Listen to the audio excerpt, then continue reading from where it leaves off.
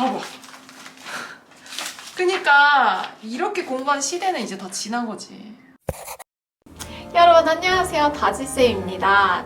저한테 컨텐츠로 찍어달라고 정말 많은 요청이 왔던 게 바로 노트 필기법, 만점을 받을 수 있는 학습법이었어요.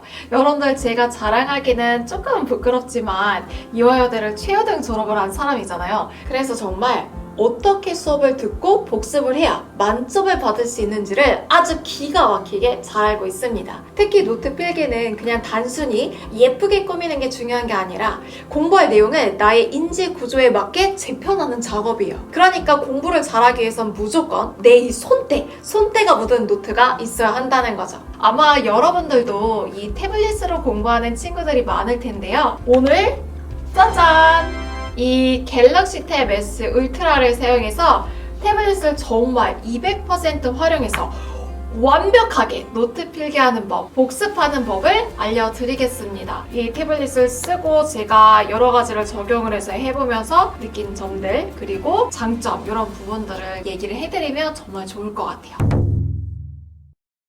요즘은 인강으로 공부를 많이 하잖아요. 더군다나 코로나 사태로 인해서 학교에서도 화상 수업을 많이 하잖아요.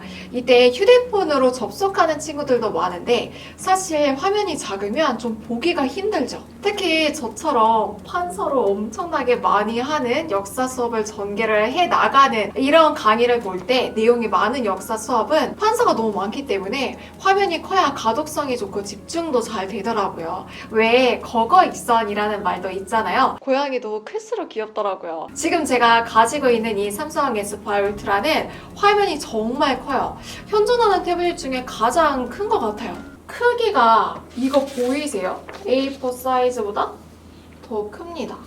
이게 14.6인치라고 하는데 멀티태스킹 하면서 여러 화면을 띄워놓으면서 인강을 들을 때 너무 좋을 것 같아요. 제가 최여등 졸업을 할 수 있었던 원동력이 바로 녹음이었습니다. 실제로 가장 효율적으로 수업을 듣고 복습하는 것과 관련된 연구 결과가 있는데 여러분들도 한번 맞춰보세요. 1번, 수업 전체 내용을 다 필기하거나 타이핑하는 방법. 강의를 누가 앞에서 진행해 나가면 그거를 노트북으로 다 받아 적는 것 같은 개념으로 필기를 하는 거죠. 2번, 중요한 내용만 부분적으로 필기하는 방법. 3번, 전혀 필기하지 않고 그냥 이렇게 영화를 보듯이 듣는 방법, 수업을 그냥 듣는 방법. 이 중에 어떤 방법이 가장 효과가 좋았을까요? 정답은 2번입니다.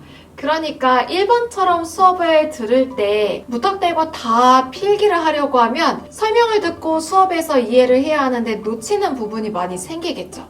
그런데 또 3번처럼 아예 필기를 하지 않아도 수업에 대한 집중도가 떨어집니다. 그러니까 실제 수업을 들을 때는 중요한 부분, 그 맥락적으로 잡아줘야 되는 부분을 필기를 하면 돼요. 그때 문제가 발생하죠. 이 복습할 때 보면 분명 수업을 들을 때는 다 이해가 갔는데 다시 보니까 모르는 부분이 생기잖아요. 이럴 때를 대비해서 저는 녹음을 했습니다. 그러니까 녹음하기 전에 교수님에게 허락을 받아서 강의를 녹음을 했는데 저는 그때 실제로 타이핑까지 전부 다 했어요. 강의 녹음본을 들으면서 타이핑을 한 거죠. 만약 그때 이 S8이 있었으면 엄청 편리했을 것 같은 게 음성을 텍스트로 바로 변환해주는 기능이 기본적으로 탑재되어 있더라고요. 도요토미 히데요시가 임진왜란을 일으켰다. 굉장히 정확한 수준으로 변환되네요. 그 시절에 저는 전체를 녹음을 들으면서 제가 다 타이핑을 했거든요.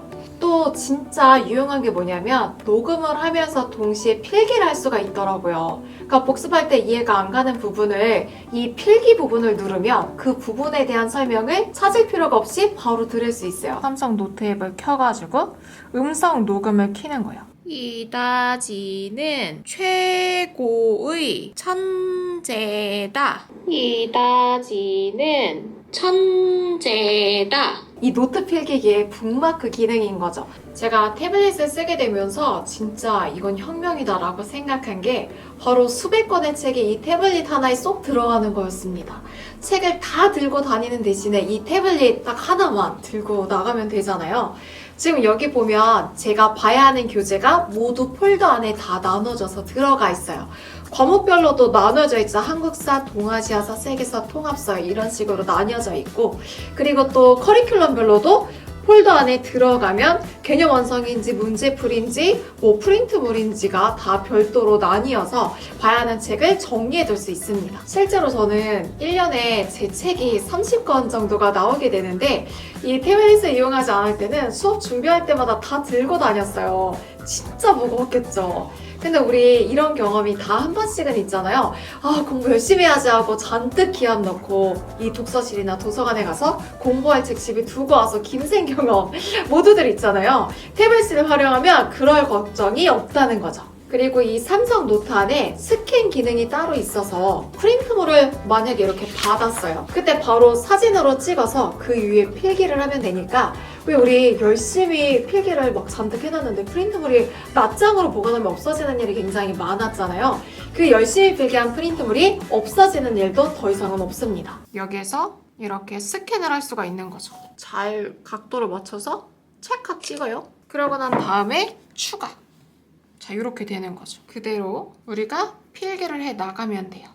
가이에 들어간 내용으로 옳은 것은 독립운동에 헌신을 했고 광복이후 통일정부 수립에 노력을 기울였다. 이런 식으로 해서 문제를 풀어볼 수가 있습니다. 저는 공부할 때 이해가 안 가는 내용은 인터넷에서 찾아서 포스트잇으로 붙여놓기도 했었고요. 내용이 또 길 경우에는 따로 프린트를 해서 책 사이에 끼워놓고 했었어요. 제가 임용고시 공부할 때 본 책이나 뭐 보실래요? 이렇게 포스트잇을 덕지덕지 묻혀놓으니까 진짜 지저분했죠.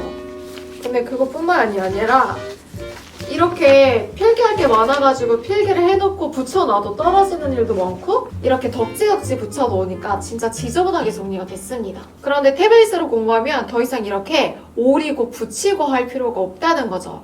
예를 들어서 공부를 하다가 임진왜란을 일으켰다고 하는 도요토미 히데요시 얼굴이 궁금할 때가 있잖아요. 그럼 바로 찾아보는 거예요.